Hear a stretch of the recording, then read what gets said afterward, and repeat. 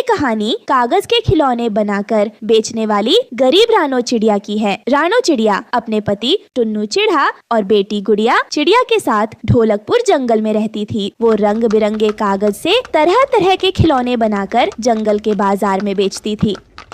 लो भाई, आ गई रानो कागज के खिलौने वाली। कागज की नाव, कागज का सिपहिया, कागज का घर, कागज के फूल, जो अच्छा लगे खरीद लो। रानो आंटी, ये कागज की फिरकी और नाव कितने की है? ना कम ना ज्यादा, सब मिला के 50-50 रुपया है। कहो तो दूं? हाँ दे दो रानो आंटी। पूरे जंगल में भी तेरे जैसे कागज के खिलौने कहीं नहीं मिलेंगे।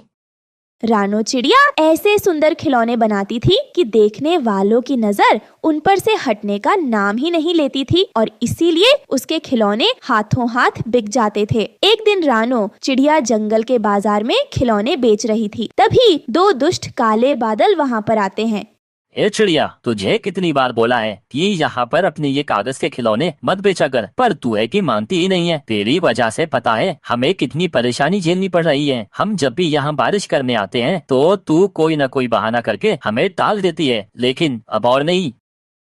बादल भैया, बारिश का कहर मुझ पर ना बरसाओ। आप तो जानते हैं ना, मैं इन्हीं कागज के खिलौने बेचकर अपना घर चला रही हूँ। अगर आपने बारिश कर दी तो मेरे ये सारे कागज के खिलौने खराब हो जाएंगे, इसलिए मुझ पर रहम करो बादल भैया। सुनो रानो चिड़िया, मैं तुम्हें सिर्फ 2 दिन का समय दे रहा हूँ। अगर तुमने ये अपना कागज का काम बंद नहीं किया तो मैं यहाँ पर इतनी बारिश करूँगा कि तुम्हें अपनी नानी याद आ जाएगी।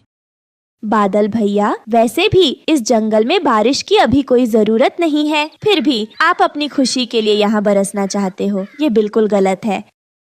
बस रानो बस, अब और नहीं। तुम नहीं जानती मैं क्या कर सकता हूँ, इसलिए मुझसे पंगा मत लो, वरना इसका तुम्हें बहुत बड़ा हर्जाना चुकाना पड़ेगा। तुम्हारे साथ साथ इस जंगल के पक्षियों को भी भारी नुकसान झेलना पड़ेगा।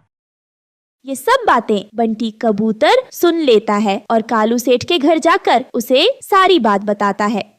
2.5 किलो का एक मारू, तू फिक्र मत कर बंटी, मैं उस रानो से बात करता हूँ। वैसे भी उसके पति पर बहुत कर्जा है मेरा, वो मेरी बात नहीं टालेगी। हाँ चल मेरे साथ उसके घर। इतना कहकर कालू सेठ और बंटी कबूतर रानो चिड़िया के घर जाते हैं। अरे सेठ जी, आप 2.5 किलो का एक मारू। सुन रानो, अगर तुझे यहाँ रहना है तो तू ये कागज के खिलौने बनाना छोड़ दे, वरना मैं तेरे घर को आग लगा दूंगा। तेरी वजह से इस जंगल में बारिश नहीं हो पा रही है और इस जंगल से बाहर फिकवा दूंगा। इतना कहकर वो दोनों